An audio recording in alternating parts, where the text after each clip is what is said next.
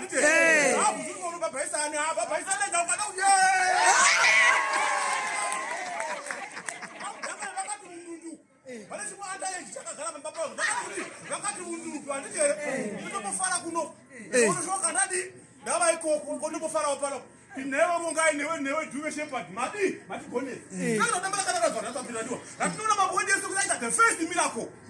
sebakara asi tinoona ya pava pakuchato sapapi sepano handiti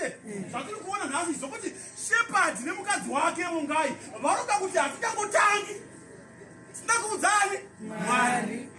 vati kokana kuti yakuzopemberera mabiko ona kwani kwedu ndo chinhu chakakosha vana mai vana baba vakomana vasana whatever move you take tell the Lord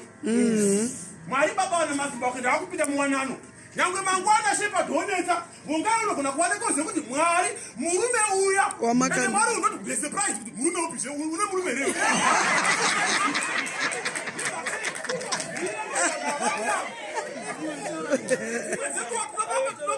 very big surprise.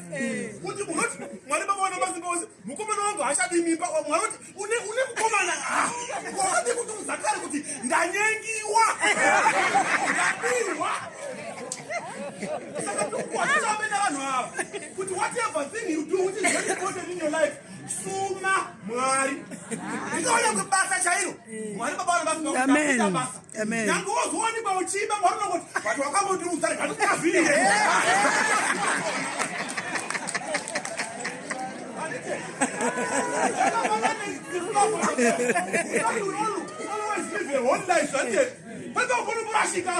Mwari baba wana ndakakuudza kuti ndakazousumbori but ndanga turasika ndoda kuti zvokuba Mwari ndokavhiri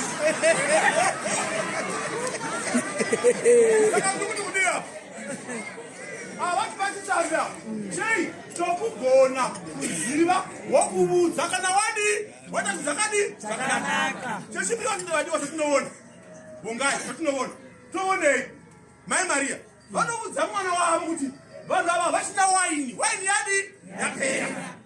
mwana wavo wakaita rafu mokanzi hafu vana mai ndozonzi chirafu ichi chokuti mwana unoudza mai kuti zvinei what has it to do with me mai vakuudza munhu wakabvisa manapukeni ako kuti iwe pane chakati chaitika yava rafu iyi yajesu iyi yava rafu asi tinotibvei mai vake vaiziva mwana wani